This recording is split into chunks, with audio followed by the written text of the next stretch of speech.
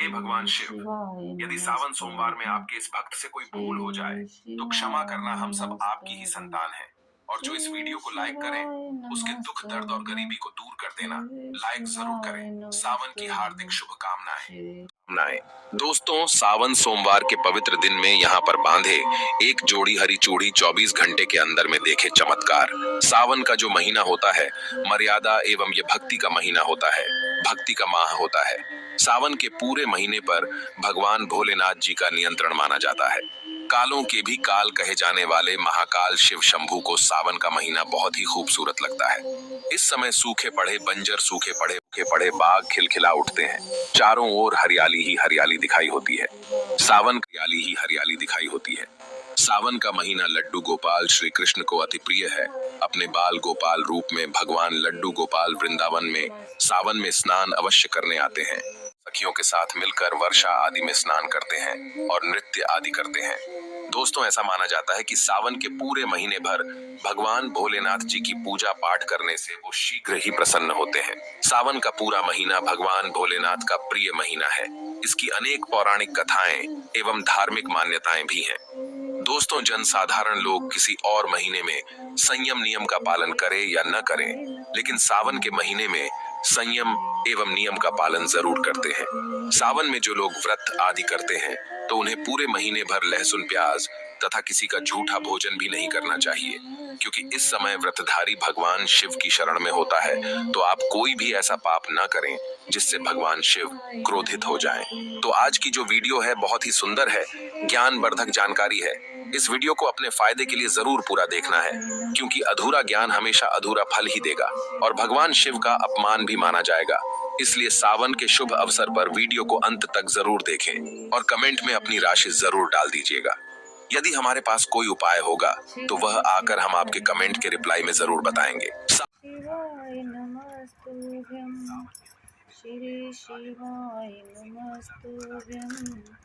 श्री शिवाय नमस्तुभ्यं। तो कुछ इस प्रकार से है दोस्तों। सावन के महीने में ही समुद्र मंथन हुआ था। सावन के महीने में ही माता लक्ष्मी उत्पन्न हुई थी और माता लक्ष्मी को धन की देवी का दर्जा सावन के महीने में ही प्राप्त हुआ था।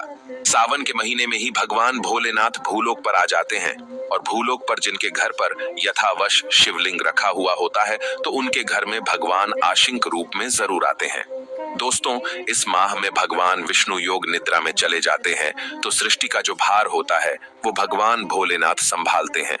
तो आज की जो वीडियो का विषय है बहुत ही सुंदर है कि इस वृक्ष पर बांधे 2 जोड़ा हरी चूड़ी, आपकी हर इच्छा शीघ्र ही पूर्ण होगी। और इस वृक्ष पर सावन में अगर हरी चूड़ी बांधते हैं तो आपकी सभी मनोकामना शीघ्र ही पूर्ण होगी ही होगी और आपका आने वाला समय भी सुगमता पूर्वक से गुजरेगा और कैसी भी आपके जीवन में जो परेशानी में भी सुगमता पूर्वक से गुजरेगा और कैसी भी आपके जीवन में जो परेशानी चल रही हो वो परेशानी भी समाप्त हो जाएगी। अच्छी चूड़ी सभी समुदाय के लोग पहनते हैं। हिंदू, मुस्लिम, सिख, ईसाई सभी लोग अपने हाथों में चूड़ियां अवश्य धारण करते हैं। कोई इसे बैंगल्स बोलता है तो कोई इसे करें तो कोई इसे चूड़ी आदि बोलता है, लेकिन चूड़ी का महत्व सर्वप्रिय है। देवी देवताओं को अति आकर्षित करने वाली चूड़ियां मानी जाती हैं, खासकर माता रानी जो महिला चूड़ी पहनकर।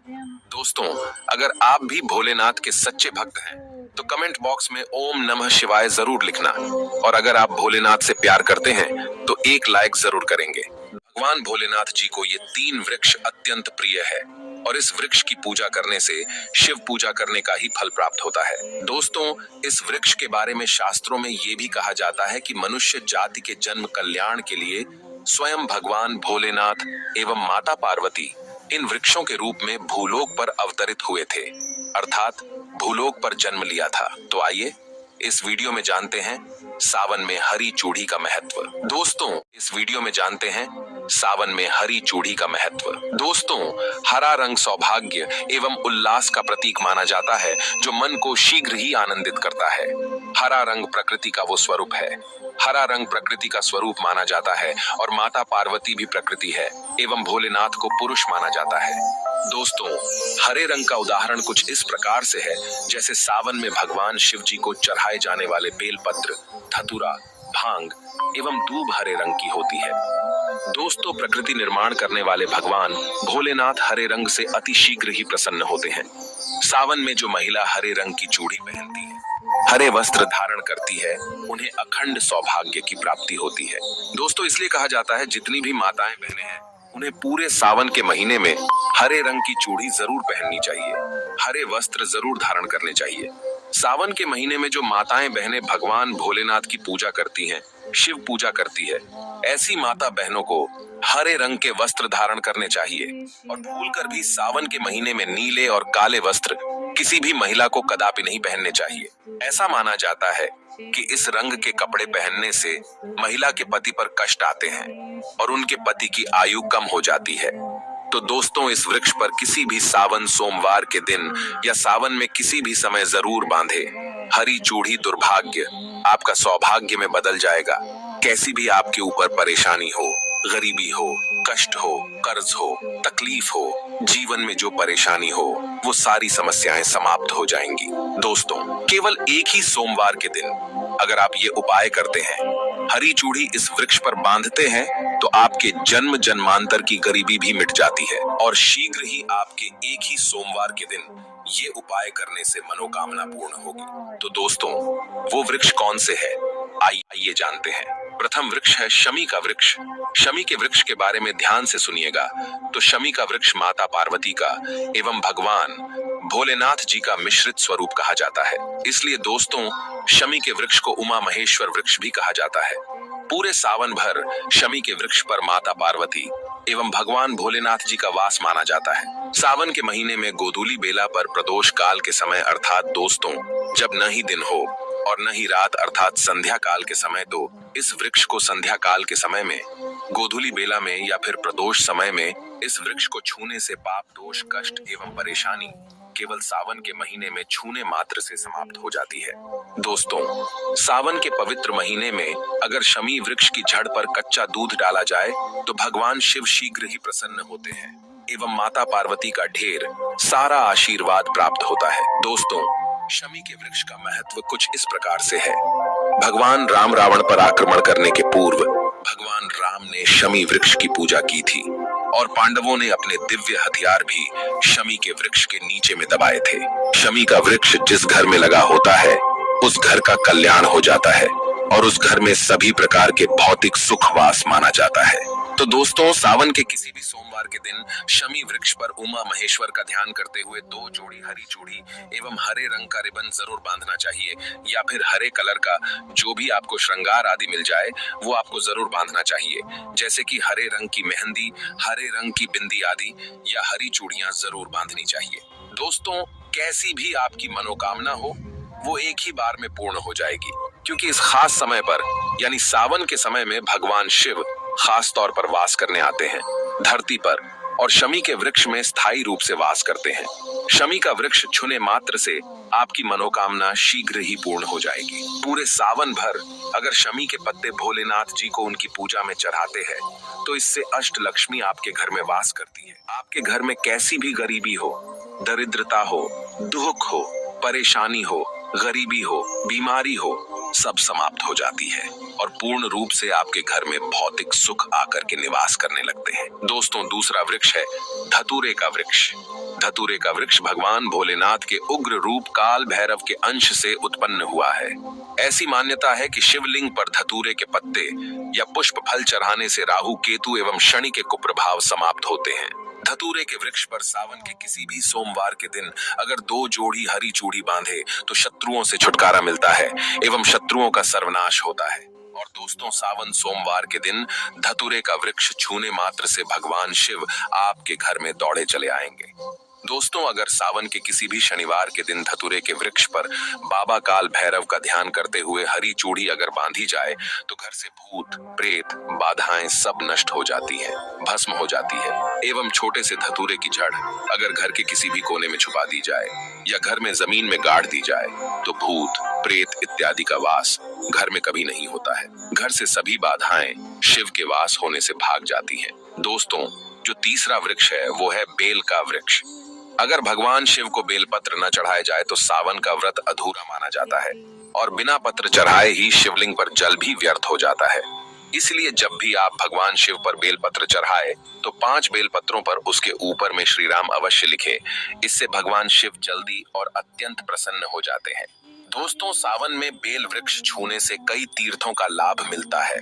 सावन में इस वृक्ष को क्यों छूना जरूरी है, आइए जानते हैं बेल वृक्ष की महिमा को। बेल का वृक्ष मैं आप लोगों को कई बार कई कथा में बता चुका हूँ कि ये जो बेल का वृक्ष है माता पार्वती के स्वरूप कहा गया है।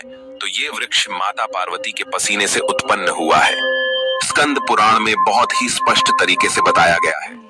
इसके पत्ते में शिव और डाली में पार्वती, जड़ में ब्रह्मा एवं तन में विष्णु जी स्वयं रहते हैं। संध्या काल में ऐसा माना जाता है कि शिव मंदिर के समीप में जो बेल के वृक्ष है, इसके नीचे में अगर कोई भी व्यक्ति सावन में शाम के समय, वैसे तो इसे डेली जलाना चाहिए, लेकिन अगर सावन के पावन दिनों में शाम के समय अगर भगवान शंकर जी का कोई भी शिव मंदिर है तो उसके किनारे में जो कोई बेल का वृक्ष हो, वहां पर बिल्कुल आप एक घी का दीपक जला दीजिए। इसे बहुत ही उत्तम कहा गया है। वैसे अगर आप घी का दीपक जलाते हैं तो आपको धन, गुण एवं परम शिव भक्त की प्राप्ति होती है। दोस्तों, इस वृक्ष को छूने से पाप तत्काल नष्ट हो जाते हैं। कैसा भी आपके जीवन में पाप हो, दूर हो जाता है। तो आपको करना क्या है, देखिए, जो बेल का वृक्ष है इसे बहुत ही उत्तम कहा गया है। माता लक्ष्मी को भी बेल के वृक्ष का अवतार लेना पड़ा था। एक कथा के अनुसार इसके बारे में मैं एक कथा भी बता दूंगा कि क्यों माता लक्ष्मी को बेल के रूप में बेल के वृक्ष में अवतरित होना पड़ा था। मैं इसके बारे में भी एक कथा भी आपको बता दूंगा। तो आपको सावन के पवित्र दिनों में बेल के वृक्ष के नीचे हो सके तो घी का दीपक जरूर जलाएगा। घी का दीपक बहुत ही उत्तम कहा गया है। अन्य वृक्षों को जैसे आपने मक्खन चढ़ाया, बताशे का भोग लगाया, बेल के वृक्ष को माता पार्वती तथा भगवान शंकर का स्वरूप ही कहेंगे। बेल के वृक्ष की जो जड़ होती है, इसके जो मूल भाग होते हैं, इसमें समस्त तीर्थ आकर के निवास करते हैं। इसीलिए सावन के महीने में कहा जाता है जो लोग अगर तीर्थ धाम नहीं जा सकते, तीर्थों के दर्शन नहीं कर पाते, तो ऐसे व्यक्ति बेल वृक्ष के नीचे में 1 महीने तक घी का दीपक जला लेते हैं तो संपूर्ण जितने भी तीर्थ होते हैं इसके घूमने का बराबर पुण्य की प्राप्ति होती है। मैं इसलिए सारी जानकारी, गुप्त रहस्य जानकारी बताता हूँ जिससे आप सभी दर्शकों को कल्याण हो, दर्शकों की बिल्कुल ही आध्यात्मिक उन्नति हो।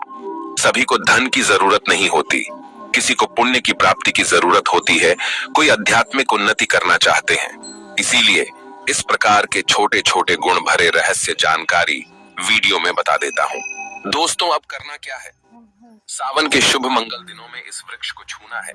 माता पार्वती से प्रार्थना लगानी है कि हे माता पार्वती, आप ही शक्ति स्वरूपा है, लक्ष्मी है, धन की देवी है, आप ही संसार को चलाने वाली देवी है। इस प्रकार से प्रार्थना करते हुए इस वृक्ष को छूना है और बोलना है, मेरी गरीबी मिटाए माता, मेरी निर्धनता को मिटाए, मेरे जीवन में चल रही परेशानियां, सारी परेशानियों को दूर करें। इस प्रकार प्रार्थना करते हुए आपको एक कपूर और एक लौंग को भी जला देना है और एक काम जरूर करना है।